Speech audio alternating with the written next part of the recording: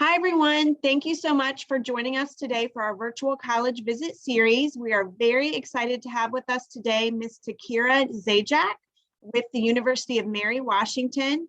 Ms. Zajac, thank you so much for coming back and visiting with us again this school year. We look forward to hearing what you have to say. And with that, I'll hand it right over to you. Awesome, thank you.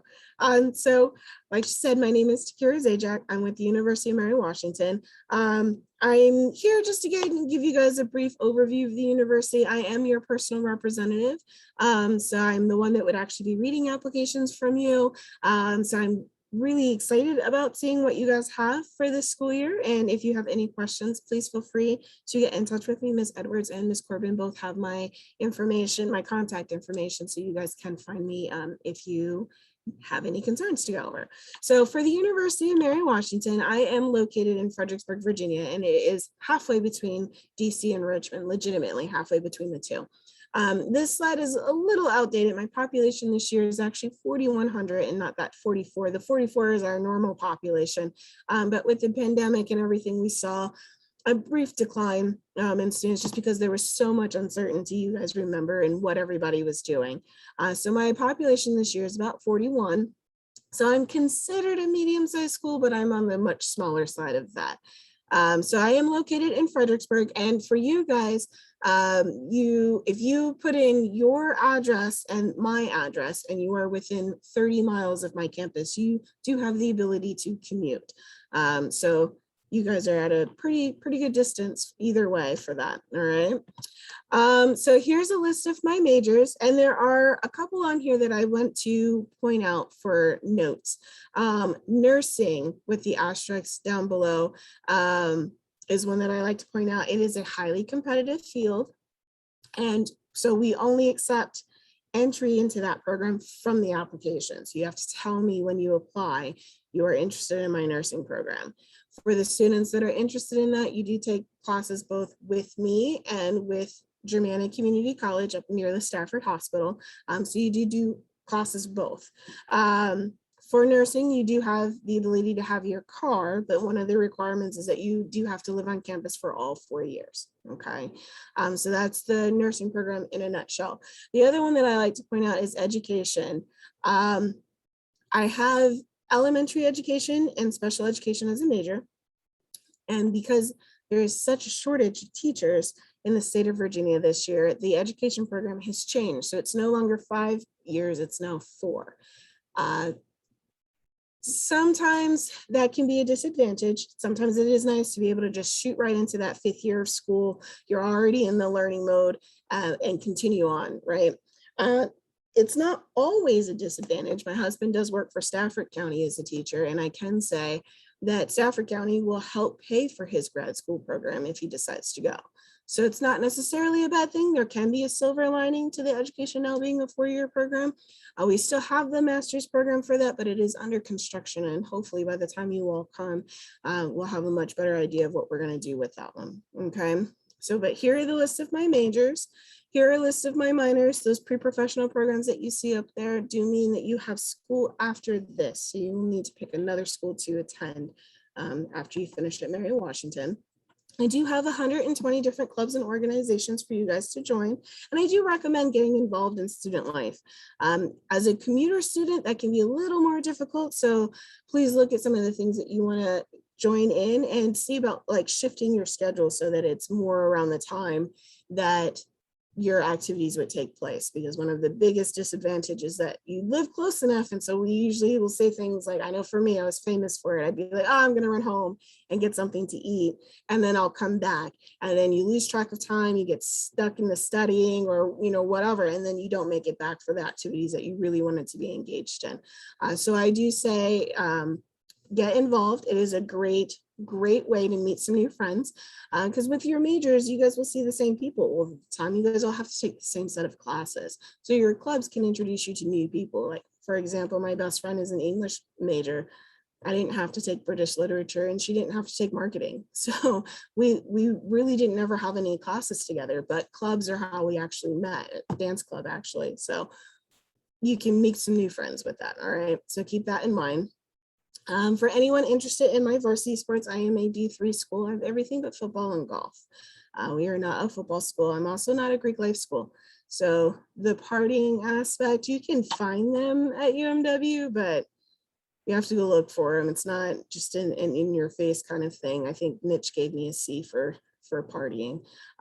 So not a football or a Greek life school, but our school spirit gets distributed amongst everything else. Even though we don't have football, we still have homecoming every year. And the year that we could have it last time, it was rugby, lacrosse, and softball, I believe, that had the home games that we just all went out and cheered for them. Okay. Campus life. As I said earlier, if you guys put in your address and mine and you are within 30 miles, you can commute to the campus. Otherwise, you do have a 2-year housing agreement, so freshman and sophomore year. And then after that, you guys can choose to go wherever you'd like. I do have 2 apartment complexes on either end of campus. So a lot of my upperclassmen actually will remain on campus and just move into one of the apartment complexes. So about 2/3 of my students stay on campus. I do have 17 different residence halls. So there's a variety to choose from. Some of my res halls will have the suite living. So it'd be you and your roommate in a room, and you guys share a bathroom with 2 other roommates. The other option is that 2 sets of roommates and another set will share the bathroom down the hall. So a lot of my residence halls have both options. And you get to pick and choose after your sophomore year. Your freshman year, it's based off of a freshman seminar class that we put you guys in, because all of you will house together. And it's designed to be helpful, give you a new familiar faces in your new place, and help the transition a little bit better. All right, so for the application, the 3.5 test optional piece is actually specifically for nursing. If you have a 3.5 GPA or higher for the nursing program, you do not have to submit me your test scores. Anyone else for nursing or anything lower than that for the nursing program specifically, I do need your test scores. For anyone not interested in nursing, I am a test choice school. So you guys can choose to send me SATs, ACTs, nothing at all. What that means for you is that I'm actually just reviewing you as a student. And I know we've all been in the college programs with the panels, and they tell you we're looking at the difficulty of your curriculum. So how many AP, IB, dual enrollment classes you've taken over 4 years. And yes, I am reviewing that. That can get you a scholarship if you choose to submit your application without your test scores. So you can still get a merit scholarship, no scores, okay? One of the other parts to that same statement is you guys don't have to take math for all 4 years. Did you anyway? You may not need science for all 4 years. Did you challenge yourself and continue with the science program? Same thing with the language program. So there are other ways to have challenged yourself, and we do look at that as well. So I look at you as a student in general, as well as your extracurriculars, because that is also part of what makes you you. So if you are applying with the Common App, you do have a spot on there to list your extracurriculars. And sorry, not sorry, there is an essay. So if you write it, I'm reading it, okay? If you use my personalized app, there's not a space for your application or on your application for the essay or for extracurriculars, but I love to see that information anyway. So if you would like to send me an essay or a blurb telling me something about what you do in your spare time, I love to see that, because like I said, it is part of what makes you you. Okay, so I do have those 2 options for that. And for the test scores, please don't let that intimidate you. Keep in mind, last year, most of my seniors were not able to take their testing. I think I had 70% of my applications with no test scores. So my middle 50% range is a little skewed, okay? Here are your filing dates. And one of the things that I like to point out, if I have anyone not a senior, like juniors or sophomores that are listening to this presentation, early decision is a binding agreement. You guys can only apply early decision to one school. If they say yes, that's where you're going. The difficulty with early decision is that you apply with no financial aid information whatsoever. Most schools don't release financial aid information. The earliest I've seen is that we start rolling some of them out the end of December, the start of January. And as you see, the deadline is November 1st. So you don't get your financial aid information until after you've decided. So you're looking at the sticker price of the school, which granted may not necessarily be the actual price that you pay, but that's what you're accounting for, all right? This one is an old set of numbers. I believe my tuition is actually closer to 26 for this year, but the important one on this screen is also your FAFSA form. So for all of my seniors that are listening to this as of right now, it's after October 1, the FAFSA form is open. The longest part of that process is to request your PIN. So you guys should do that if you have not yet. You need that PIN for all 4 years that you're using the FAFSA form. And if you were in any of those pre-professional programs I mentioned earlier, you're going to need it for even longer. So make sure you don't lose that when you get it. You need a different email from your parents. That is also an important thing. And it's a common mistake that some of us have made in the past. So make sure you use a different email. But I do strongly recommend, if you haven't started filling out your FAFSA form, you guys work on that. But yeah, so that would be the end of my presentation. And I will invite Ms. Edwards back. Thank you so much. This is great information, and it's always good just to kind of get a refresher and kind of see where things are right now, and especially with the nursing program and kind of the recent changes you all made to that. That's very helpful, I think, for our students, our families to know. So thank you for sharing that important information. And then just, again, seeing like the freshman academic profile of kind of where you guys are, where you're accepting students and that type of thing. That information is so helpful for us as school counselors, for students, for parents. So thank you for all of this great information, Ms. Zajac. No problem. No problem.